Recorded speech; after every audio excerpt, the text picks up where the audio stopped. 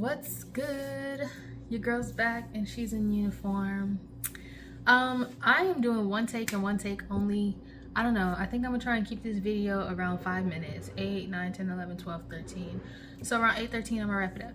But I guess I really just wanted to open up YouTube and kind of give an intro to what to expect for BMT. I am now at tech school. I've been at tech school 3 days. Honestly, this experience has been like really memorable, but also so much has happened to where I don't know how many videos it's gonna take to give y'all the information I feel like y'all want to hear.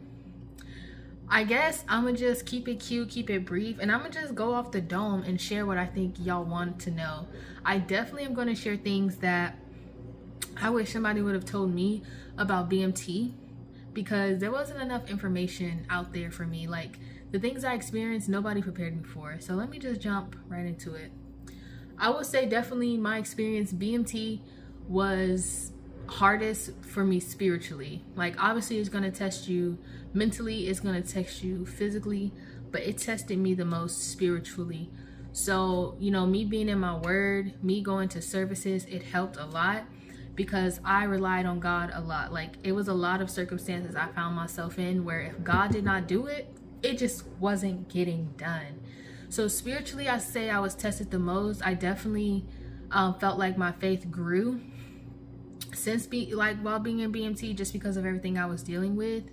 And I guess that's a real good like gateway to my next tip, which is please do not go into BMT telling them you have any type of health concerns or issues. If you don't take anything from this video, you are the most healthy, fit person to ever join the military.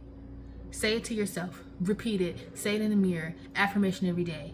Because if you go into BMT complaining about any ache or pain, saying that you need medicine for this, you need to go see a doctor for this, every time you go to that clinic to, I guess, go seek treatment for whatever is paining you, they're also reevaluating you for military service. So you could be going in there because you have cough and cold symptoms and you just want some cough drops. Well, if your symptoms are severe enough, they're going to be reevaluating you fit for military service just because you step foot in that clinic. If you have any type of muscular pain, like you have like muscle fatigue from running and exercising, I would say that's your safest route. Like, they do have an AT, like a physical like athletic trainer that you can see, and they'll kind of like help you with anything muscular. But anything concerning like your body, please be very cautious, please be very weary of going in there saying that you're in pain or something's hurting or you're experiencing symptoms, because it can open a whole new gateway of issues that you were not anticipating. You probably just went in there wanting to get some relief from whatever you're experiencing, and now you are looking to be ELS because of some concern that they conjured up. And I'm not speaking on this because I don't know. No, I did this. I'm speaking on this because multiple people in my dorm experienced this. Do not go in there with all these health issues. You will go to sick bays and pretty much be separated from your flight. So just tell yourself you're healthy. Obviously, you're going to go through a lot of physical changes just because you're exercising a lot more. Your body's going to be under a ton of stress.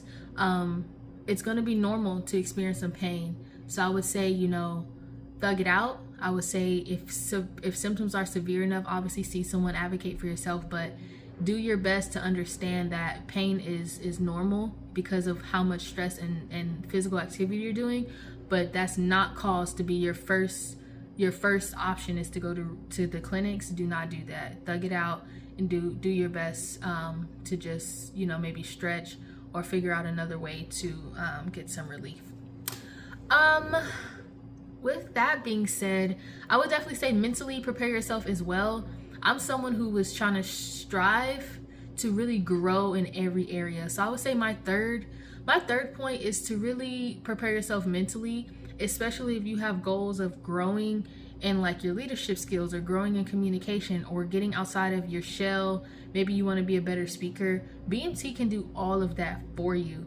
You just have to be willing to be mentally strong to take on all of that.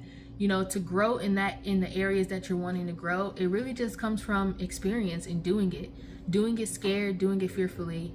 And I would say courage. I feel like courage has to have fear kind of intertwined, because to do something courageous, you have to be scared a little bit. And that's what it takes courage for. So do it courageous. You're going to be scared. That's normal, but do it anyway. And I would say, I'm not speaking from outside the club. I went into BMT knowing that I was going to come out a stronger person. And so I volunteered for anything I could. Day one, night zero, he asked for volunteers. I raised my hand. He said, chow runner. I said, oh, I knew I wanted to be chow runner, but I didn't know it was going to come like this. So of course, day one at chow, we went to sleep, woke up, we went to chow, breakfast chow. I'm chow runner. They don't explain to you what's happening. They don't tell you what you're going to do. They don't tell you your lines. They just scream at you. And if you're not used to that, it could be a lot. And I was not used to that. So I cried.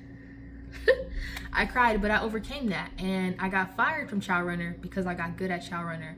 That's one example. Volunteering for any and everything. I volunteered to hold the door. I volunteered to be water monitor. They needed someone to hand out something. I'm volunteering. Like, just volunteer. Get out of your shell, okay? And the why I say it tests you most mentally is because they're not going to give you a piece of paper telling you what to do, how, and why. They're just going to throw you in there, and they're going to be yelling and putting you on the spot. And you literally get better from being put on the spot like that. So I would say mentally, I don't know how you can prepare before then, but all I can say is that if that's an area you want to grow in, just to be a stronger overall well-rounded individual, BMT can do that. I don't know what you can do beforehand to kind of prepare to that, then just to prepare yourself mentally for the yelling and the screaming, and to not have instruction before being in position. That's the best I could tell you. That's the best I could tell you. I don't know what time I said I had to be done. I think I started at 12, 13, 14, 15, 16, 17, 18. Okay, I think I said I'll stop at 18. What else can I give y'all?